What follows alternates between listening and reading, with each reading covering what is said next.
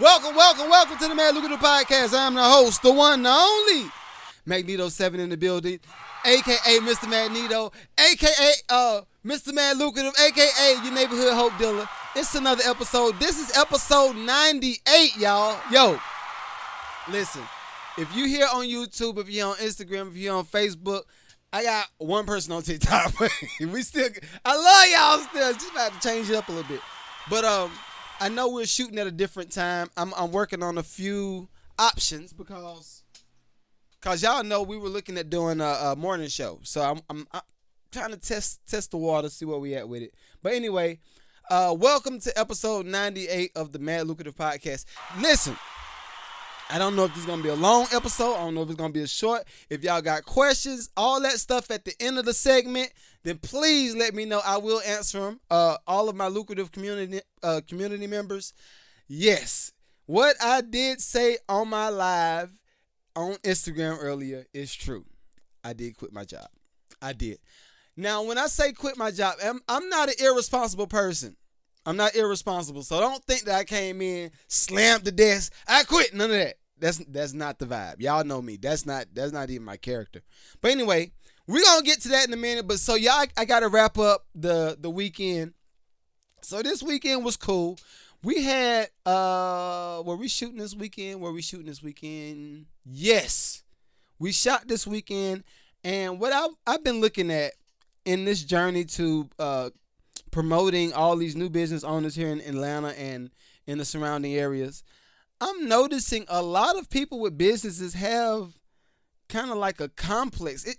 What I've noticed, all of the business owners either have like a God complex, like they are, you know what, or they like feel super small, but then the ones that feel super small should be acting like they got their ish going on. Like, I don't understand it. But anyway, I saw you. I got you. But I'm just looking at a lot of the business people that we've been coaching, and I'm looking at the commercials that they want us to shoot. And I want all of y'all, especially in the lucrative community, don't feel like y'all got to have some clickbait to, I'm a painting man, designing walls, doing what I can. I'm a painting man, designing walls, doing what I can.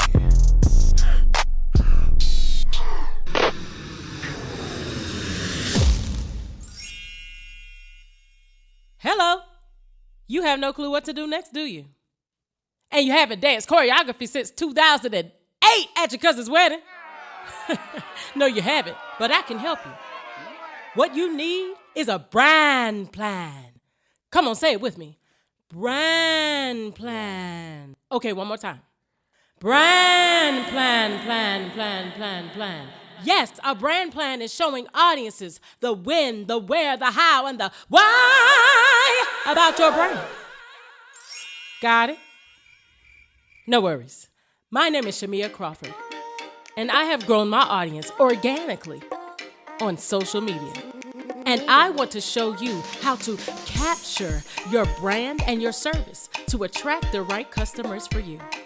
You know, just using my skill and my razzle-dazzle.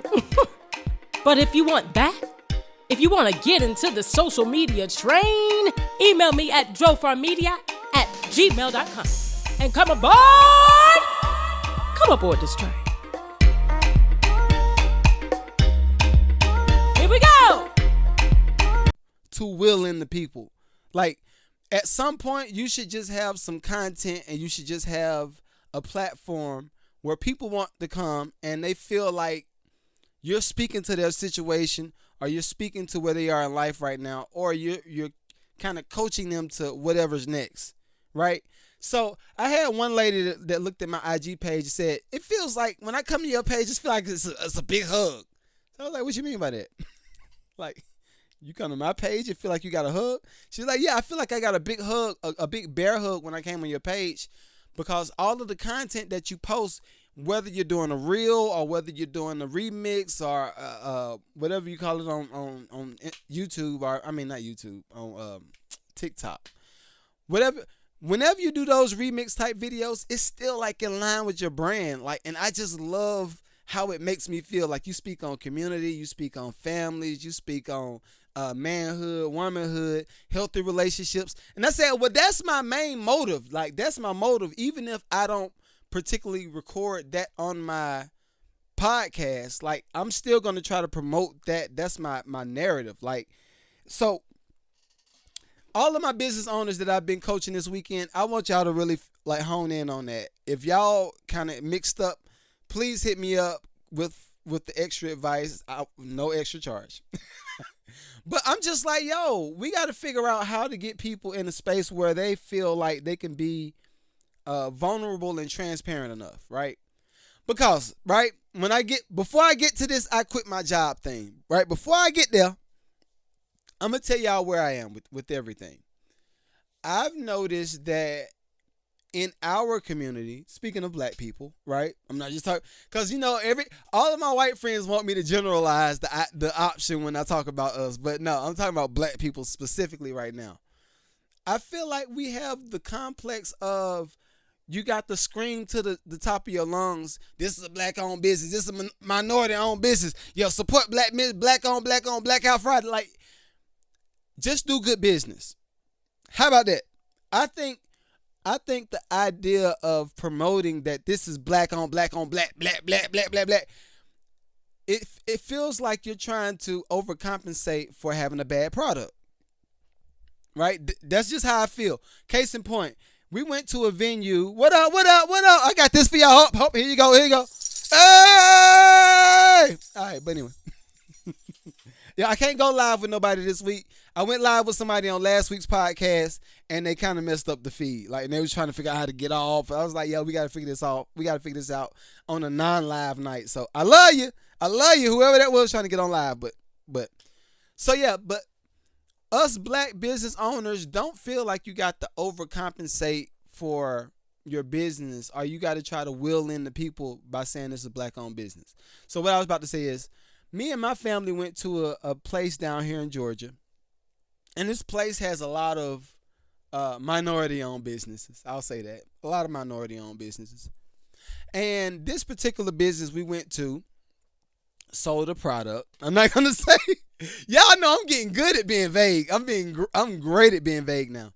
But this particular company had a product that my wife and I were like, oh, that seems like it's a dope product. What up, Fox? What up? All my audio listeners, I'm sorry. This is what they get until I get the computer back. So my bad, y'all. But so we're in the place and we're just going through the different businesses. Y'all know when it comes to us black folk with these businesses, it's a lot of t-shirt stands. That's one of them. It's a lot of black art, which I'm fine with that. I can get a piece or two. I get a piece or two in my house. But then it's just the same thing over and over. You might get some candles here or there. You might get some incense, all that stuff. And me being me, I'm going to attempt to support the business no matter what I'm doing. I want to support the business because I want to see every business owner thrive, right? And even, watch this, even if you upcharge me because you ain't figured out your price point just yet, I'ma still patronize the business. I'm just one of them type of dudes. What up?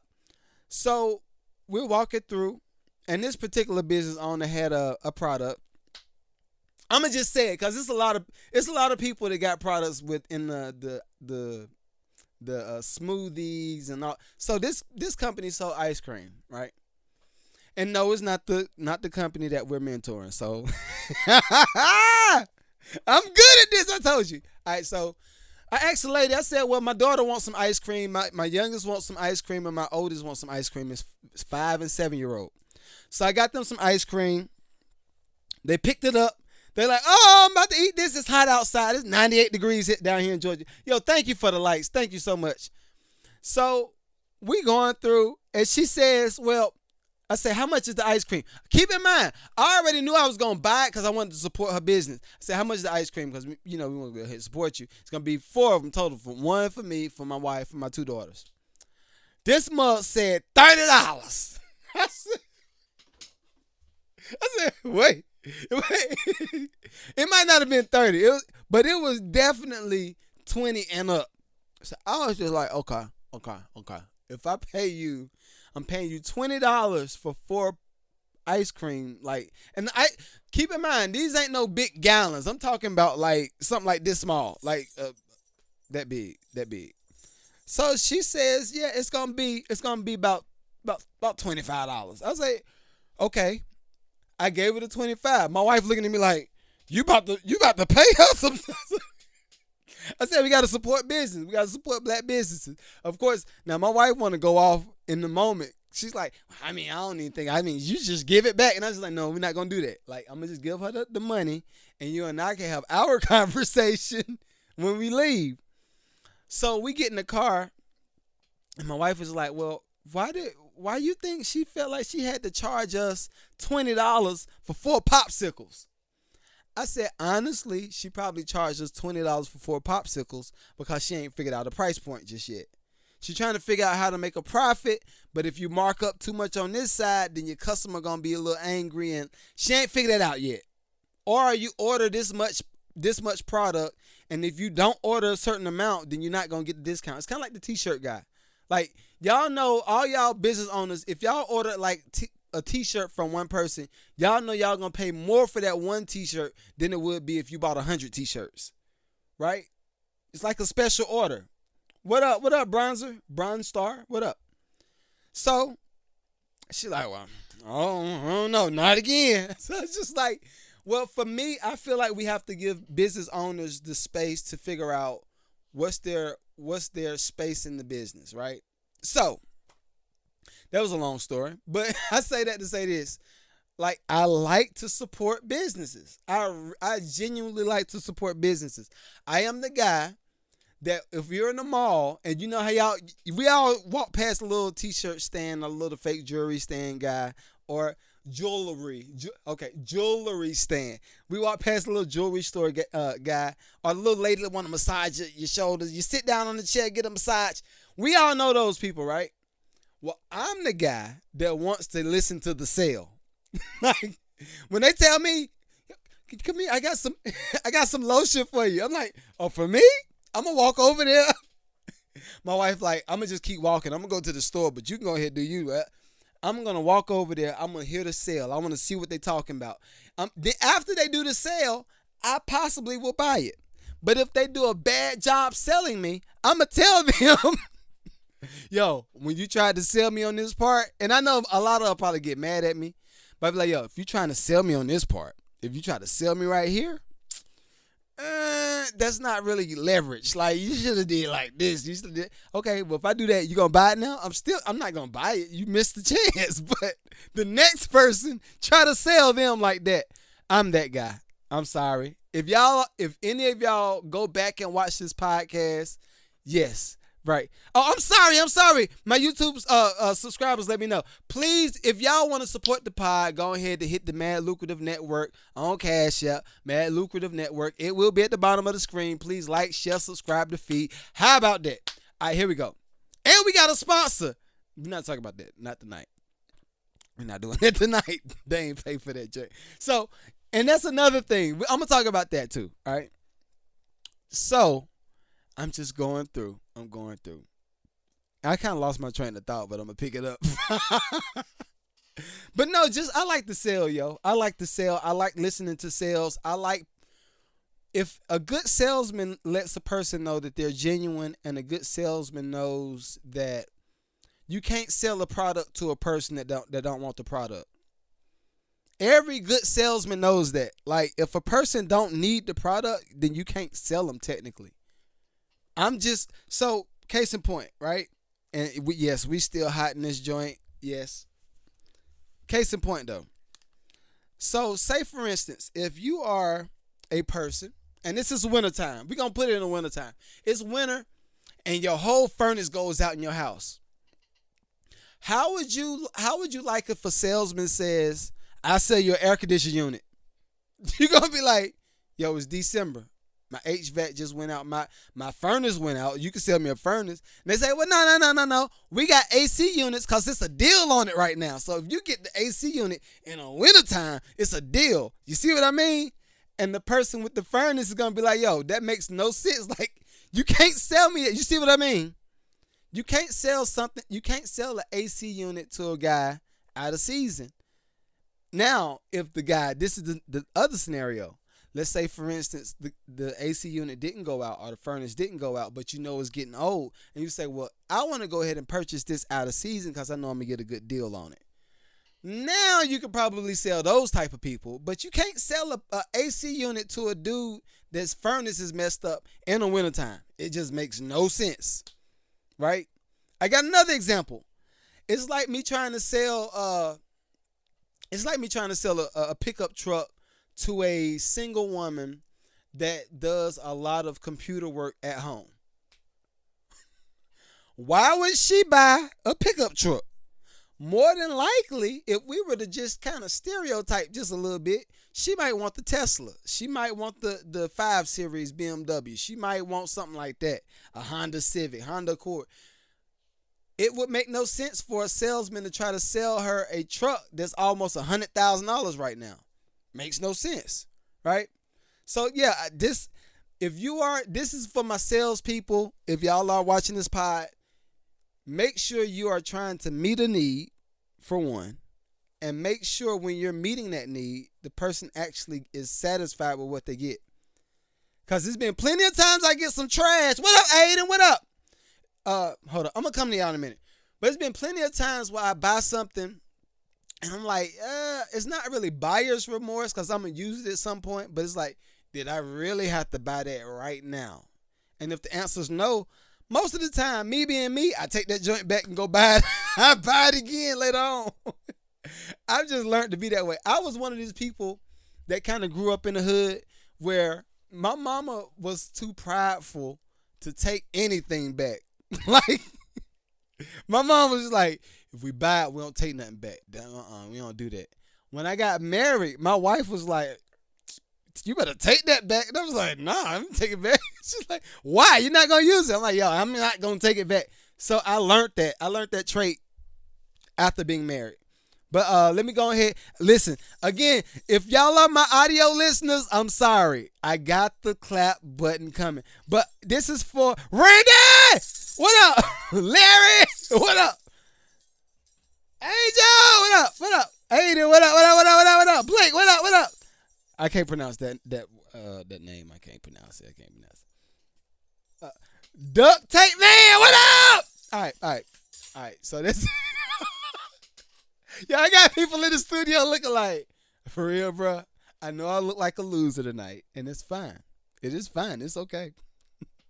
But so yeah, I think that's the end of the weekend wrap up. That's the end of the weekend wrap up. So we about to get to it. It's like we 17 minutes in, so we still good. So Freshie, what up? Chastity, what up? What up? So this is gonna be a very vulnerable moment for me, right? What up? What up? What up? This is a very vulnerable moment, right? Because I'm gonna tell y'all this. This is one thing. I'm gonna give y'all a little bit of the history, then I'm gonna tell you where I'm at with it, and then I'm gonna tell you where we're about to go. How about that?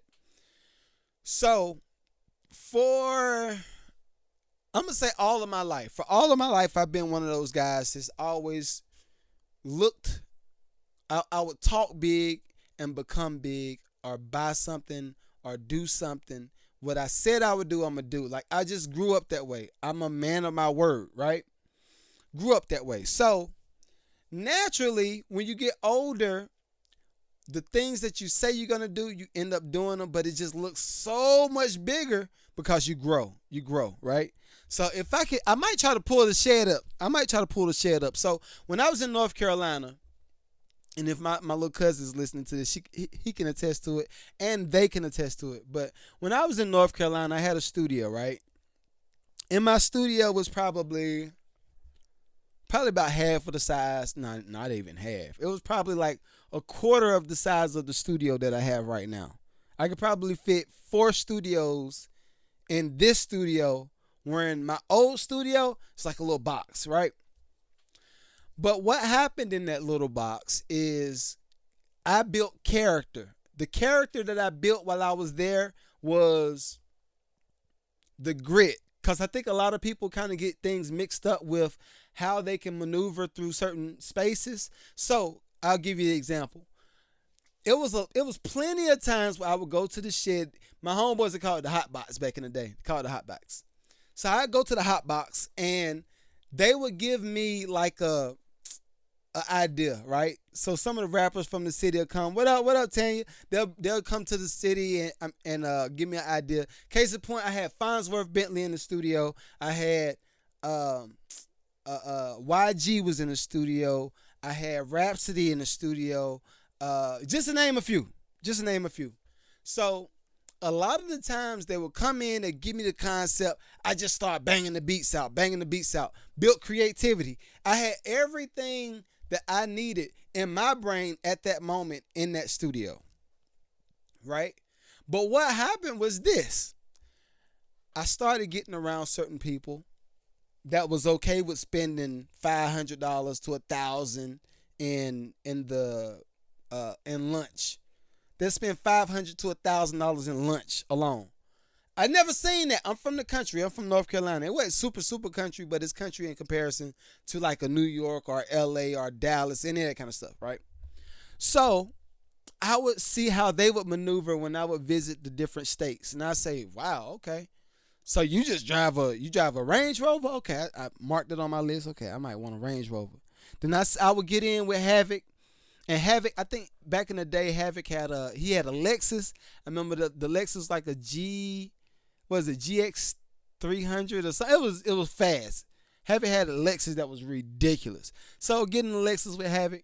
Then we go back to his loft. He had a G-Wagon in the space. So I'm just looking at all this stuff, right? And then I'm getting in the studio with certain people. I get in with 50 Cent. I get in with a Diddy. I get in with certain people. And I'm looking at just how they maneuver, their character, their how they control a space. And for me, I would always look at these people not as a god or not as like a superstar, but I would look at these people while I'm in the space like, oh, almost like a peer. More like a business associate. I've never been the guy that'd be like, oh my God, can I get a picture with you? Like, like, so when me and my wife were dating, she'd be like, why don't you just get a picture with him? I'm like, wow, why would I do that? Because I always felt like, and this is before Instagram. Like, now everything is like, it didn't happen if it ain't documented, right? That's how y'all do.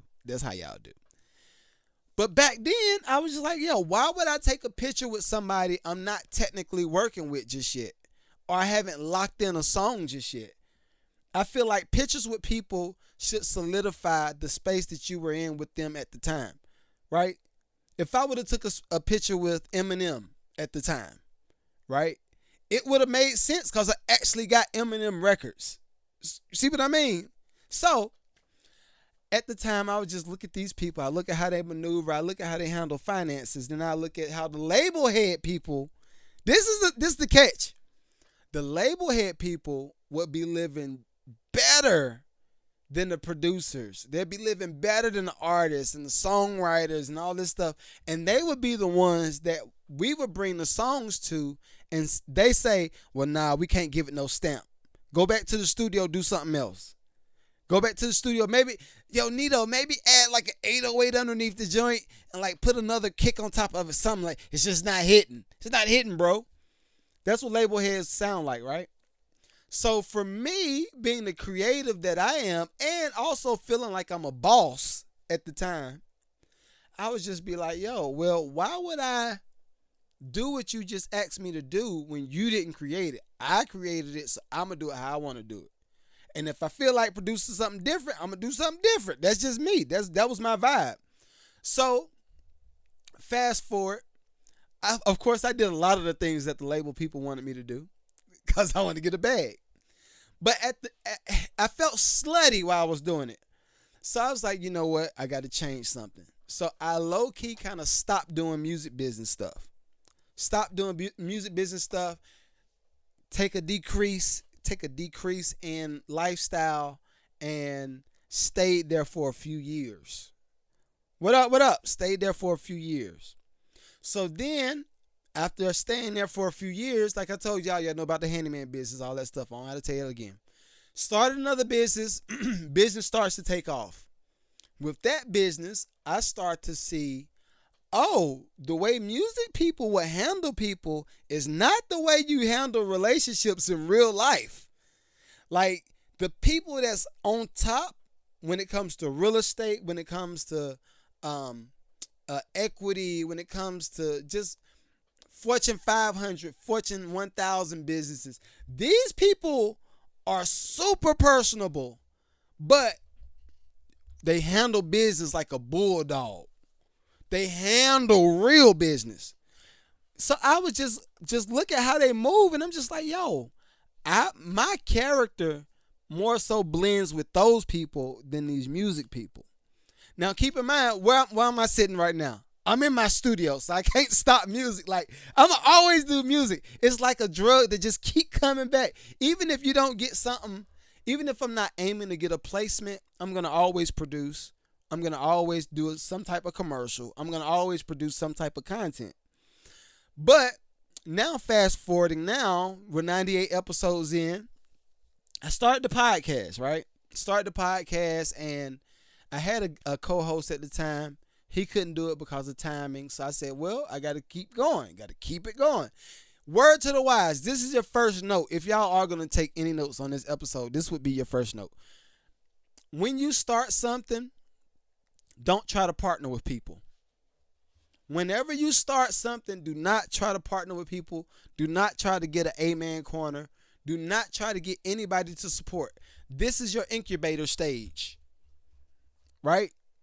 That's word to the wise. Do not try to get these people to co-sign your moves, your next moves, whatever the move is. Go after the move. Go as hard as you can go. Get your bumps and bruises along the way. But the beauty is, this is the beauty. You got people like me that's lived the stuff. They can tell you about, oh, if you do that, you're going to bump your head. Don't do that. Just wait. Before you do that, walk around this way. And if you go this way, it's an open space. And then you ain't got, you just walk through the door. Just walk through the door right there. You got people like me now that can tell y'all this. That's what I'm saying. So I started all these different businesses, started the podcast, started with a co-host, had to go ahead and change up the format and everything. That's why I started going live on TikTok. That's why I started going live on Facebook, Instagram, YouTube. That's the reason. I know some of y'all probably watched the pod. I was like, I had some of TikTok. I had some of the fans over on YouTube was like, yo, where my boy at? He ain't coming back? I was like, yeah, he might come back. But now y'all know. Now y'all know what happened. You know exactly what happened. So I said, I got all of these ideas for different TV show pilots. I got some relationships from the music business that's transitioned from the film industry. I need to go hard again. I need to try to do this. Now the pod is starting to take off, right? I'm ingrained in the real estate business now too. But remember, I've been preaching this too. This is another word to the wise.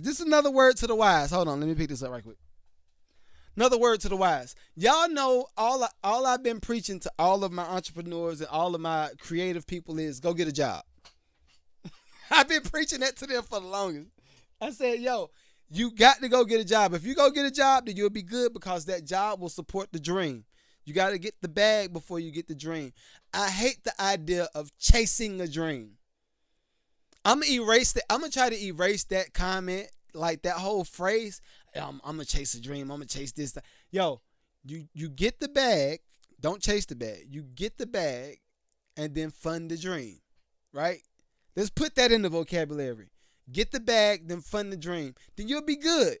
You lose a lot of the heartache and headache that goes along with this thing. So I've been on a 9-to-5, and I've also been doing multiple businesses at the same time for the last 6 years, right? Last 6 years I've been doing this back to back to back. But what y'all don't know, y'all see what y'all do, and this is what I'm going to tell y'all. Uncle Nito is talking to all y'all right now, right? We're going to let TikTok do what TikTok do. Uncle Nito talking to y'all right now. What y'all don't understand is, this is episode 98. For the last 98 episodes, a lot of this stuff has been me on me. I get help with the timing and setting up the stuff and all this stuff, every like the lights and all that stuff. I get a little bit of help with that, but a lot of the behind the scenes is me. When y'all see these edits and y'all see these shorts and these reels, it's me. When y'all see some of the businesses that I mentor, I'm not just mentoring them and just giving them game. Oh yeah, you go, go out there in the world and do your thing and you be motivated. And no, I'm talking to these people at 1:00 in the morning if they're on LA time. I'm talking to them at 6:00 in the morning if they're on New York time. We have weekly meetings about the content that they're shooting. I'm talking about their marketing strategy for their area. I'm doing the market research for their business in their spaces. Y'all don't see that part. So I do all of that and have a 9-to-5 and have 2 businesses and have a family and have a podcast. You see what I'm saying? Now y'all, you starting, it's adding up now. It's adding up. So I've been telling y'all for the longest. How many donuts can you? So I've been telling y'all for the longest, make sure y'all get a job and try to support the dream. But with new spaces and new ideas, new revelations comes new ideas. And this is something that I will tell y'all this. Have an exit strategy for everything that y'all do. If y'all don't hear nothing else, y'all heard the first point. Second point, try to have an exit strategy for everything. I have a lot of my younger listeners that's probably in that 25 age group that they have a decent job, but they don't really want that to be their career. It's understandable. You're 25. You might not be settled in that space and shit. But a lot of my young entrepreneurs don't know how to separate themselves from the jobs that they're in currently, right? Something that I notice is, remember how I get on y'all about these phones? I've noticed that a lot of people just don't know how to be cordial no more. Like, how do you not be cordial? For me, cordial, if you work for me, the cordial thing, of course, is to do a 2-week notice. And in addition to that 2-week notice, make sure you watch your tone. Watch your tone when you come talk to me. Watch your tone. Because if you don't watch your tone when you come talk to me and you say, well, yeah, this is my 2 weeks notice, and you give me the middle finger, then you walk out, you slam the door, I'm going to hold your last check. I'm just going to hold the check. It is what it is. What up, Ryan? I'm going to hold the check. So I was just like, yo, how do we not know how to respond to what we want? That is a serious question. Like, I've had a lot of conversations this week, and I'm just listening to people voice their grievances, and I'm just like, yo, you know that, like, when you went to get this job, like, you agreed to the terms that they gave you upon hiring. Like, that was the part of the process.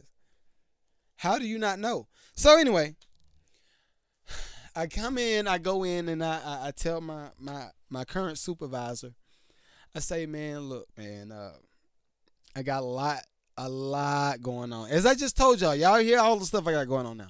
I say I got a lot going on, and I don't know how I would be able to continue working here and meet the need as it relates to my personal space with my family, with my employees.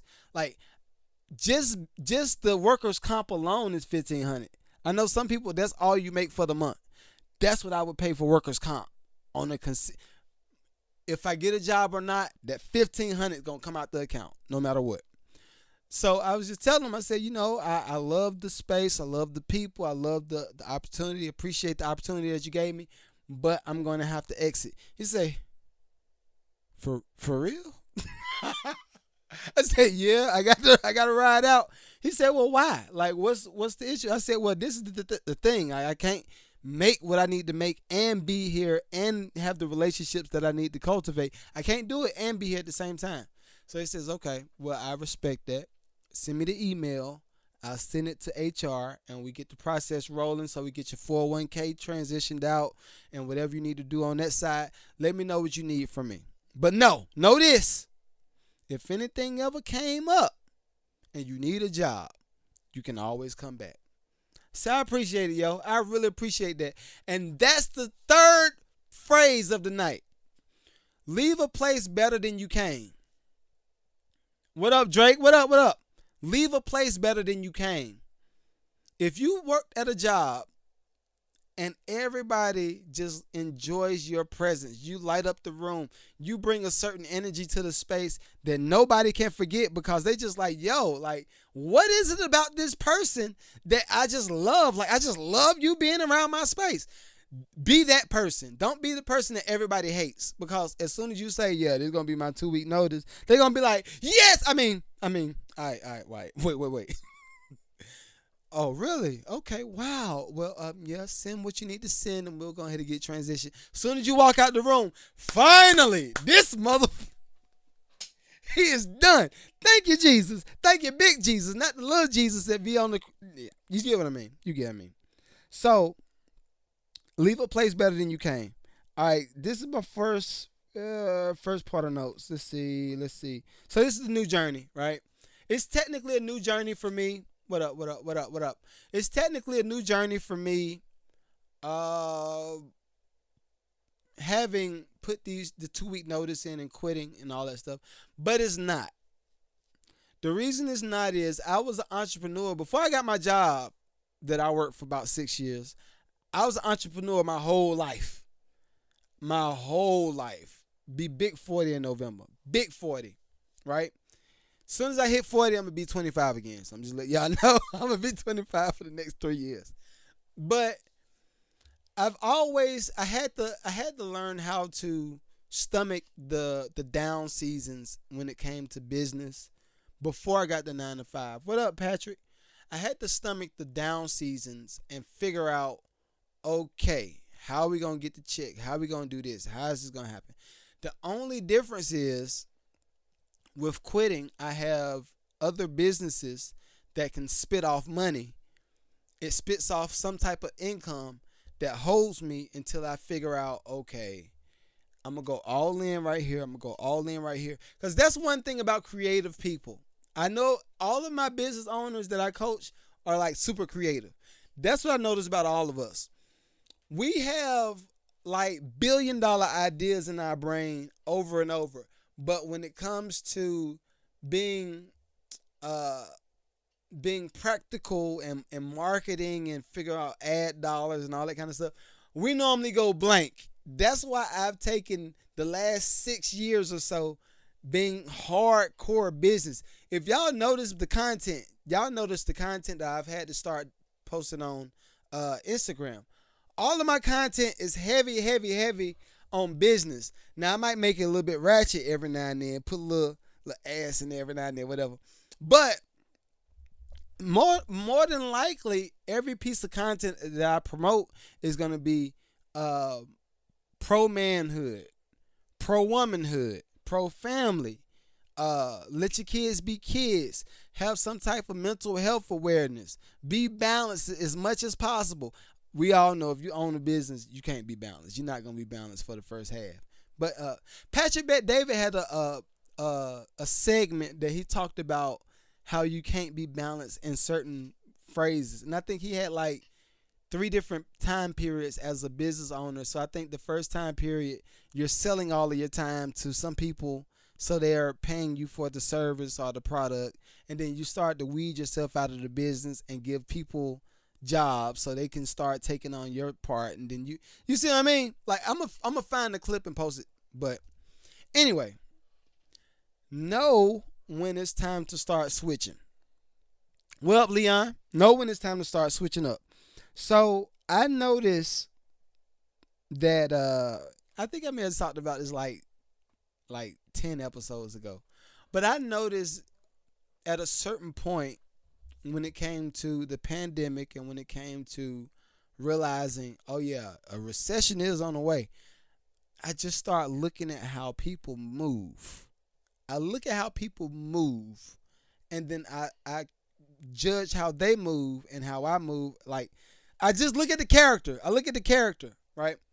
So I notice a lot of my $1 million people that have like just big portfolios, whether that's with real estate or whether that's with owning certain parts of business or whatever they were owning, I noticed how they move as soon as the idea of a recession came. A lot of those people will start to tighten up on their pockets. That was the first thing they would do. But then the second thing they would do is look for the deals. So I noticed this, and this is what I noticed back in '08 when I lost my first condo. When I lost it, I noticed how those people were moving. They just moved different. So I was just like, okay, what are they doing that I need to do so I don't be losing something again? So I got a mentor, and he was saying, well, yo, Mike, if you really want to like kill it, start buying you some real estate. But don't go for the pretty joints. Go for the ugliest house in the best neighborhood. Y'all know the saying. So I didn't know what that meant at the time. So fast forward, I think this is that was '08. So fast forward 2011, right? 2011 came. I had like this was my last big publishing check that I got. And I think if I would have bought it, I would have had like $4,000 left. I didn't have a hustle mentality on my brain, right? Shouts out to my wife for putting up with that too. I'm just saying. But I didn't have a hustle mentality on my brain. I just was like, yo, I'm a musician. I'm a creative. I'm supposed to get paid to do the things that I love to do. How many of y'all did that? I want to get paid because I love to create my art. And if I don't create my art, then, I'm just going to die. Boo-hoo. Boo-hoo. No, go get a job. Get some money. Weather the storm with the bag. Like, I was that type of dude. Just weak. I remember being weak as a man. And I was just like, yo, I can't figure. I will always say keywords like, I can't figure this out. Or it's not happening to me. Or the stars ain't lining up for me. Or, God ain't trying to bless me in this season. This is just for me. All of those words. I would use those words not combating, but I would use those words to justify being weak, right? And this is what I would tell all of my fellas that might be listening to this, right? It's okay if you're in a weak moment right now, right? It's okay, but don't stay there. If you are a weak person right now, it's okay. Have a weak moment, but don't be weak for life. Start figuring that joint out. Start building up some grit where you start taking it. Like, you start taking them punches. Case in point. Everybody knows when you start lifting weights, you start working out, you feel worse at first. You go in the gym, you like, oh, yeah, I'm about to hit all these joints. I'm about to do 200 pounds over here. I'm going to go over here, I'm going to press them 40s. I'm going to go over here, I'm going to do this. I'm going to do 1,000 push-ups. You feel like you're going to rule the world on your first workout. But as soon as you leave that joint, and about 8 o'clock at night, them legs start hurting. Start getting them muscle spasms. You get them stomach extra. You get all them muscle spasms in your stomach and in your arms. You're like, oh, my God. Then what happens is, you don't want to go to the gym for a whole week because you're like, yo, I'm hurting so bad. But keep in mind, what did you just do? You started working out, and with you starting to work out, you're starting to build a certain muscle that you probably ain't used before. So when you keep going to the gym, you start building muscle. Once you start building muscle, guess what? You might look heavier on the scale, but you might start cutting some inches. You cutting them inches, you still ain't to the point where people can see that you actually been working out. But you know you been working out. That's the part that matters. So you keep going, you keep going, you keep going. At some point, you start getting that V. You start getting that V in that back. When you turn around, people looking like, oh, you must work out. You're like, yeah, I do. So then they want to squeeze you on, all this stuff, right? But all of this is a result of you working out months ago, or maybe sometimes even years ago, depending on who you are. And I feel like we have to apply the same type of concept when it comes to business, when it comes to relationships, when it comes to health, anything. Know that when you start, it might feel like trash at the beginning. You might feel like quitting. actually you might quit and then come back to it and then quit again and then come back to it. Like, I don't know what the stats are. I'm gonna look it up, but it's some stat that says the average entrepreneur that's successful quits, I think, like 3 or 4 times before they find the right business. That's a big fact. Big fact. So just don't think that you're going to start hitting it hard at first and you're going to get the results at first. Another thing, this was probably further down in my notes, but another thing is, don't think that it's time for you to be on the stage. It's okay. What up? What up? It's okay to feel like you should be on the stage. I think, all right, okay, hear me out. I feel like when it comes to entrepreneurship, that's one, artists, producers, music producers, guitar players, piano players, maybe even preachers, motivational speakers. I feel like all of these like occupations, you should feel like you are the straight SHIT. Straight out. You should feel like T.I. did when he first came out. T.I. said, I'm the king of the South. And everybody that was producing music and rapping in the South said, who is you? And T.I. said, I'm the king of the South. And they said, no, you ain't. You ain't the rapper like the kings of the South or so-and-so the kings of the South. Who is you? And T.I. said, what? I'm the king of the South. So at a certain point, he kept saying it over and over and over and over until he became the king of the South. And then he started building alliances with certain people like Lil Wayne, Jay-Z, and whoever to justify his positioning. Take that concept. Say that you're the best. Say that you can offer the best. Maybe even if you ain't the best just yet. But try your best to deliver on as much stuff as possible.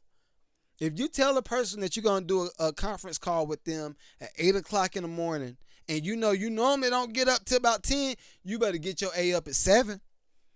You better put a shirt on, even if you got drawers on the bottom. Put that shirt on, turn the Zoom on, and get that joint going. Because what's happening is you're going to start building the relationships and you're going to start building the credibility with the people that you probably will need for your business to survive.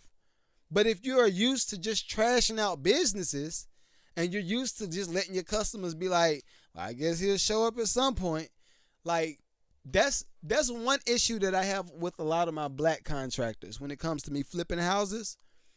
Keep in mind, at one point, I was the contractor. So I know the woes in the business. I know that you might be trying to figure out how you're going to pick up the drywall from Home Depot before 7 o'clock or before 8 o'clock because everybody knows the rush hour crowd comes in around 9. And at that time, if you're going to do a phone sale, you're going to be there for hours. We all know that. So maybe you try to get the stuff the day before. How about that? That solves that problem. But I think a lot of people are getting used to under delivering because they can. They know that the pool of businesses in their space is limited, so they feel like they can treat their customer like trash. But I'm going to tell you one thing. AI coming for everybody to tell. I don't care if you in the contracting business. I don't care if you in the ebooks and all. AI is here, right? So y'all better figure out how to use it. All right, another thing. Let's see. What did I have? We talked about cosigns, right? All right. So let me expound on that. I want to expound on this is going to be over an hour, so y'all might as well go ahead and get something to drink or something. I'm just letting y'all know ahead of time. But when it comes to knowing when it's time to start making a move, when you start figuring out, okay, I'm feeling very uncomfortable in this space. And all right, I'm going to tell y'all what happened to me, right? So everybody knows, I just told y'all I put my 2 weeks notice in. The countdown started today, actually. So this time next week, I'm going to technically be a free agent, I guess you would say that. But so what I noticed is by me going to the job, I was missing out on certain business deals that would happen on the clock. When I'm on the clock at that business, these business deals are happening at the same time. And these business deals is deals that might pay $100,000. They might pay $200,000, and all I gotta do is staff it for a year and get the ball rolling. But what happens is when it's people like me, you don't get comfortable, but you just start to observe everything around you. One thing that made me very uncomfortable is a lot of my customers from the job that I'm leaving. A lot of my customers at that job will have houses bigger than me. And I know that sounds vain. It sounds mad vain. So just listen to me for a second. A lot of my customers' houses I would go to, if I would be on call or I had to go fix something, I had to repair something, a lot of their houses would be like, I'm going to say the average 6,000 square feet, 10,000 square feet. And I look at my house. I was proud of my house. I got about 3,200 square feet in my house. I like my house. It's cool. Got content space. I got everything. Everything I need. Open concept. I got it. Walk-in closet. I got it. Right? But it ain't that house. When I go to their house, I'm like, oh. So you could put about 3 of my houses inside of your living room. Like that kind of stuff will happen, right? So that's one thing. And then another thing would be my customers will say certain things to me about me as if that's the space I'm going to be in forever. Now, I know a lot of them will only kind of judge you based off of where you're servicing them. I get that. A lot of people don't know how to separate where you're going to where you are. They don't know how to separate the two. But I would have a lot of my customers tell me after I fix something, because I did dirty work. This dirty work. Had a lot of my customers tell me, man, you're so smart. Wow. Like, did you, wow, like, it's crazy. Like, and then they might give a little jab like, well, everybody ain't meant to be a Fortune 500 owner. Stuff like that. Right? Now, keep in mind, like I said, I don't feel like they were giving me shots because I feel like they're just judging my visit off of their need currently. But what I had to start doing is read between the lines and ask more questions. Do this. If you are in any type of service industry and you don't want to be there forever, if you notice a customer that comes up to you and let's just say you're great at being a service provider, you're a great customer service representative. You notice the person pulled up in a Bentley. You notice they got about 5-6 people in their family. That's not cheap. That's not cheap. And then the other thing is, if they pull their credit card out and they hand you the joint, and their wrist looks like a gold Rolex, let me let y'all know. If y'all see the gold Rolex with the little bitty, like not the Rolex I got the Rolex I got is the cheap joint. But if you look at the Rolex that got the double joints, it's like the two-tone or all gold, and then you might have a little diamond on the bezel, all gold though. That's a presidential. Go look up the price tag. If you see one of your customers come up with one of them joints on, and their wife might have one on, just think like this. They are literally wearing probably 2 of your cars on each of their wrists. Literally. Think about it like that. And if you got a used car, they might have about 4 of your cars on their wrists. But when you see people like that, and you like kind of how their exchange with their family, ask them what they do. Simple. What up, Eric? Ask them what they do without a camera in their face. That lets them know that you're genuine and you actually want to know what they do, because it might benefit you. A lot of those customers will give you the game for free. You get life lessons from these customers for free. Forget YouTube. Forget paying me to be your business coach. If you are in the service industry, ask your customer questions. Another reason you ask them questions is if you ask them the right questions and you have a product that can serve their need, that's a sale. You officially have a customer for life. All you got to do is nurture the relationship. So I would go to my customer's house and they would say, well, what's next for you? And that's one of those things that's always been kind of my aha moment. So that kept happening in the last, I'm gonna say the last month or so. I went to a few houses and shouts out to Don. Don, if you're watching, shouts out to you. Don was the CEO at Procter and Gamble. He was one of my customers, right? One of my customers. He was the CEO at Procter and Gamble, and I pulled up to his house. First off, the community was gated. Sweet, looked like old colonial style houses. Side of town, if you don't know, you don't know. You're not gonna be over there. It's just not one of them areas. But he came outside and was just nice, super nice older white fella, young older gentleman. I think he said he was 82. So tell me, first I met the need. I was super nice, smiled a lot. If y'all don't remember the episode, I think it says "Smile, you're on camera" or something. But go look at that episode. That's like the whole customer service game. Like, if you want to know how I would do it, like, go watch it. Just watch it. So I asked Don, after he reached in his pocket to give me $100 for a tip, for advice. $100. Keep in mind, $100 for a tip for advice that I didn't know. I just went over to his house to service the plumbing. That was it. So he said, "Well, here's this $100." And I think I talked about this before, but I said before he gave me the 100, I said, "I don't want the 100. Give me the advice. I want to buy one of these houses. Tell me what you did to buy one of these houses. Then I come back and give you $100." He laughed. So he said, "No." He said, "Man, what you want to know? Still take this 100." He insisted. "Still take this 100, but what you want to know?" So I just said, "How did you do it?" So he just ran through the whole game. I became marketing at Coca-Cola. I worked at Coca-Cola from 1975 to 2008. Then I went to Apple. I was marketing over there for so-and-so. Then I went to and I'm just like, oh, wow. So he said, one thing about you young people is y'all don't ask questions and y'all feel like everything has to be done right now, like right then and there. Learn the process. I was just like, that's a bar.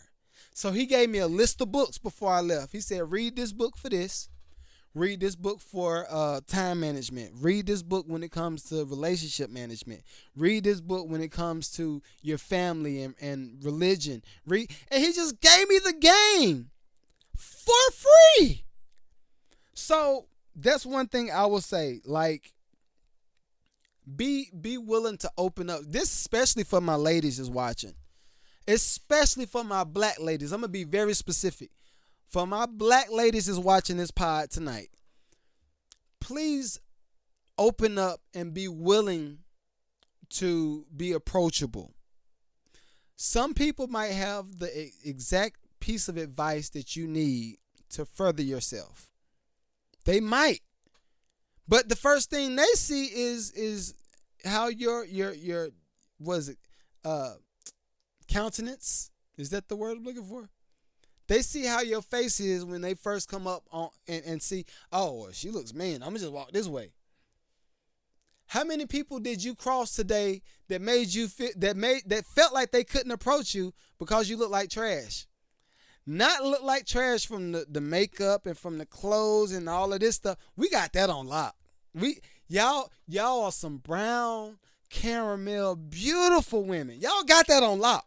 But when it comes to like how you carry yourself and are you approachable? Are you smiling? If somebody smiles at you, are you looking the opposite way? If somebody speaks at you, it's like this is the stuff that a lot of people, I'm saying women to women, men to women, a lot of people notice this about y'all, and I'm trying to let y'all know now. They notice this. Like, y'all got to figure out how to. I realize certain things might be hard at the moment. I realize you may have spent a lot of time in becoming this nurse or this doctor or whatever you are in your profession.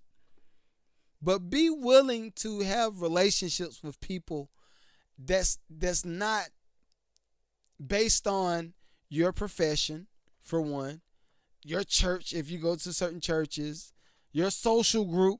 It might be a super Asian man that owns 1,000 donut shops.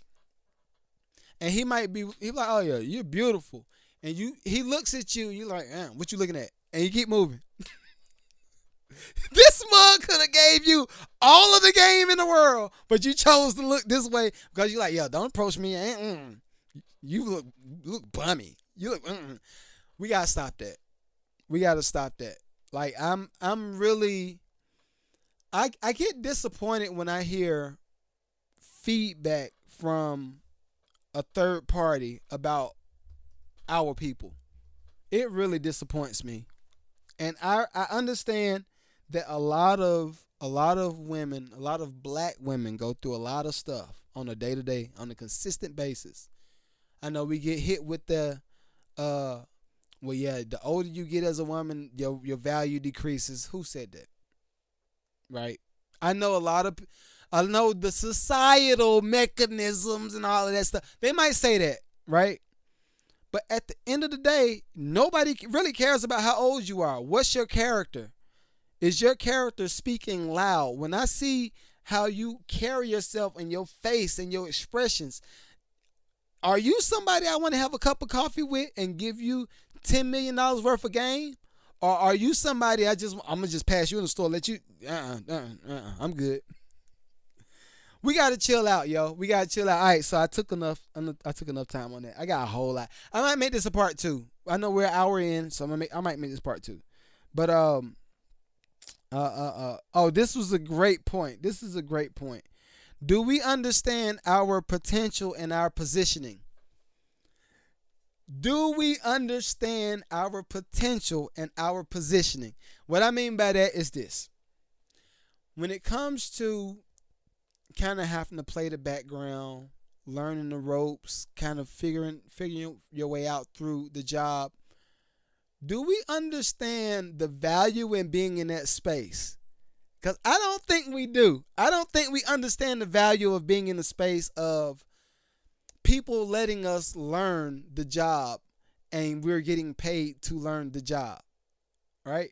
I remember when I first started my job as a tech. I was one of, now I've always had a good attitude. I've always been a person that holds myself accountable. I don't need you to tell me about what I messed up. I'm going to tell you, I messed that up bad. I'm going to go back and fix it, but I messed that up real bad. I'm going to beat you to it. I think that's kind of like the fat kid complex that you get when you grow up super fat. That's right. So I own my stuff. But when you're going through, when I was going through the job and I was training, trying to figure out how it works, and this is what this water does, and this water right here, and if you get this leak over here, that probably means this, and if you look at a water meter, then that does this, and if you go to all this stuff, I had to learn on the job, but I was getting paid to learn it on the job. And it's the same thing when it came to them allowing us to be on call. On call on my job would be 24 hours. Be on call for 24 hours for a week, a whole week, every month. You only got to be on call because on call was the people that made the bags.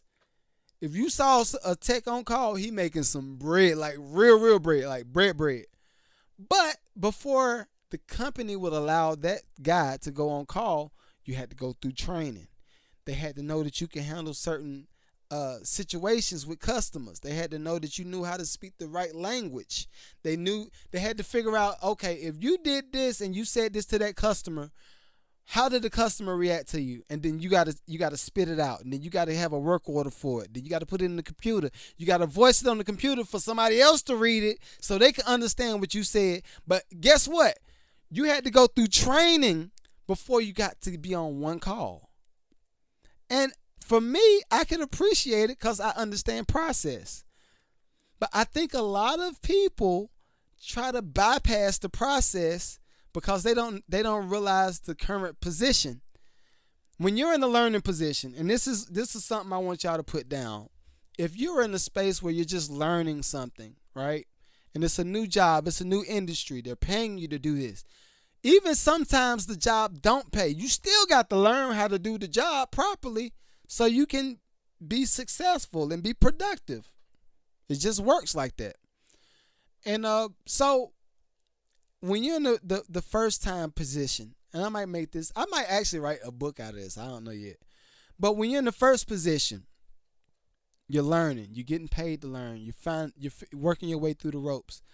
But then it comes a point where you're in that intermediate stage where you know a lot, but you're not really a professional just yet. But the more you do it, you become the professional, right? So you do it over and over and over again, over and over again. Now you're the professional. We give you the stage. It's another step to that. After you find out your position and after you learn the process, now you got to start building different strategies to keep what you got. That's where I am now. I'm in the process of learning more about the equity stake in the business, and at some point we want to scale this to the point where we can sell this business. I'm at that place now. And when I tell you, this is one of the most uncomfortable places for me ever in my life. Hella uncomfortable. Because what happens is in this new space, the only people that can really talk to you about your situation is not your family. Your family don't know what it's like to have a certain type of bag. Your family don't know what it's like to sleep 2 hours a night for a year straight. They don't know nothing about that. Now, I might be exaggerating a little bit because I sleep on the weekends. I would sleep on the weekends. But on average, I sleep 2 to 4 hours a night. I know it's hella unhealthy. I know about the heart stuff, and I already know that. But for me, it's like, okay, if I don't have this type of bag, then I got time. Now, if you ain't got time and you ain't got a bag, then maybe you're chasing the wrong thing. That's one point that I've noticed, what I've learned from all of my millionaire friends. All of my millionaire friends, they focus on one particular thing and they be doing that joint for 5 to 10 years straight. So they look at me and they say, well, you started this business too? Okay, well, I see you might have a few dollars coming in over there. Well, what you doing over here? And then what happens is you start to build up the scatterbrain mentality, and you feel like you got to do 1,000 things to make $1 million. Let me let y'all know this. And I think I posted this on Threads. When you get to 1 million, you're going to be mad. You'll be like, this is what 1 million is? You work for me? This is not 1 million. This feel like 30,000. Yo, something that I would say, and this is a new mentality. Again, keep in mind, this is all new. This is new information, so y'all are going through the process with me. Shouts out to y'all, But what happens is you start to understand why people like a Donald Trump or like anybody that has a big business, you start to understand why they hone in on, well, who's the new president? What's the legislation? What's the new tax? What's the tax laws? What's the tax law? You start to understand, because what happens is if you don't understand that tax law, then you're not going to move the right way throughout the year, and you're going to start losing stuff. What I mean by that is this. If you have, I'm going to say $1 million, if you had $1 million in assets, but let's say you get hard up and you got to pay somebody $100,000. Say you got to pay them $100,000. Well, they're going to look at you like, you're not hard up. You're worth $1 million. Sell that. And you're going to be like, but why would I do that? Because this is how the big boys play. You either sell that or you buy more stuff and then you write it off at the end of the year. Oh, okay. And this is not tax advice. I'm not a certified CPA. Got to make sure I tell y'all all of that. I'm none of those. I'm not him. I'm just telling you about my situation. Telling you about me. So you start to learn, if you just try to hoard bread and you just try to buy assets, then you're going to pay a lot of taxes at the end of the year. Oh, that's why they do that. So keep in mind, I'm learning the new position that I'm entering, right? And the funny thing is, when you start changing industries, like going from music business to real estate, from real estate to like coaching and like not life coaching technically, but just business coaching, marketing, all that kind of stuff, you start to understand things on a whole different level. And you just be like, oh, okay, this is how I need to be moving. So understand your positioning and your potential. And we're hour 9 in. I'm gonna do one more point, and then we're gonna be out. All right, we good. One more point, and we out.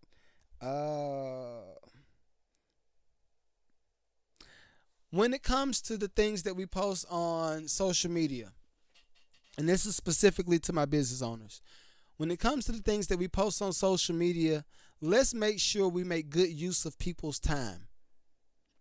Let's make sure we post things that are impactful, things that make people remember it at the end of the day.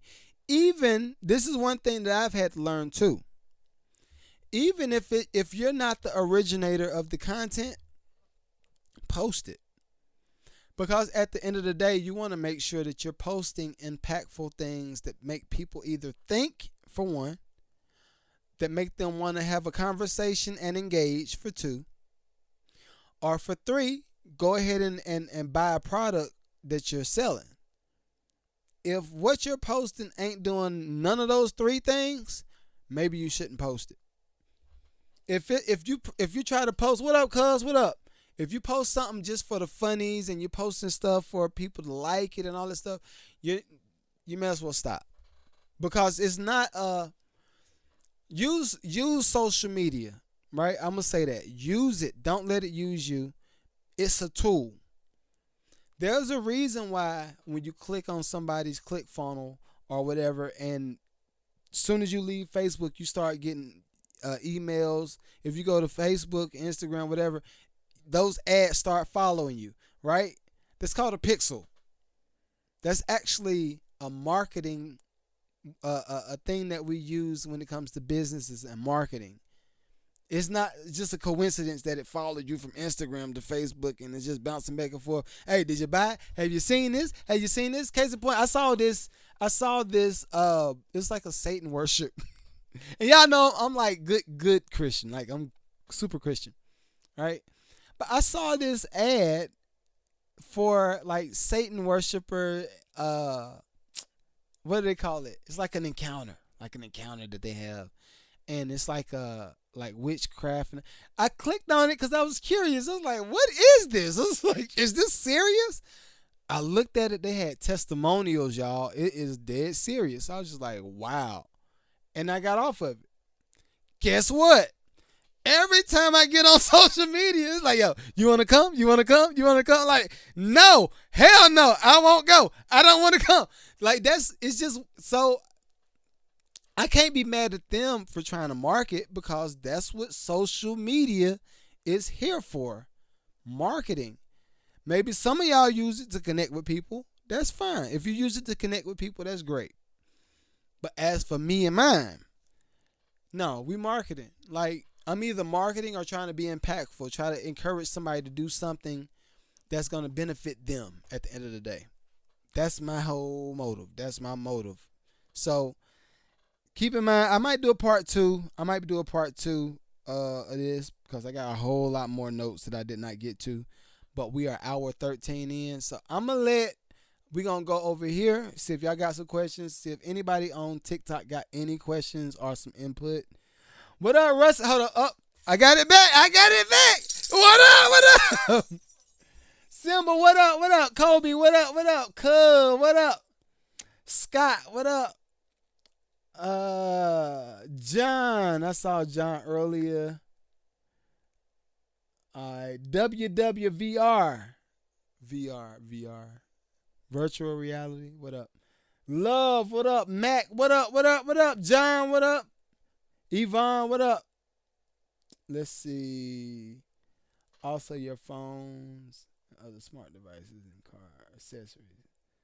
Exactly, cuz. Exactly. Them joints always listening. I told y'all about the Alexa, right? You remember the Alexa story? You don't remember. So, all right. So, I'm going to tell y'all. I'll tell y'all again. So, if I was looking at, I don't know what movie we were looking at, but the girls No, it wasn't the girls. Me and my wife, we were talking about we need to get some batteries for the remote. We had to get some batteries for the remote. I was like, yo, what size battery is this? It was like, I think it's like a AAA battery or something like that. And we let it go. I was like, yeah, I go to like Best Buy or Walmart somewhere. Go get some batteries tomorrow. It is what it is. The battery showed up on the front doorstep from Amazon Prime. And I was just like, did you order the batteries? She's like, no, I ain't ordering no batteries. Yo, Alexa ordered them joints. Alexa was listening to us and ordered the batteries. So now, if the girls ain't using Alexa in their bedroom because they like to play like the little nighttime music and all that stuff, if they're not listening, if that's not happening, I unplug that joint immediately. And I know at some point, it might be here now. I don't know, but at some point, I know you unplug it, it's still gonna be on. It's still gonna be listening. I know it, but hey, we here. We already knew this was gonna come, right? We knew this was gonna come, and it's all about us just combating it now. Work with it, right? What up, gnomes? Nums. What up? All right, so that's episode 98 in the books. If y'all hit the Cash App, I appreciate y'all. Till next week. Peace.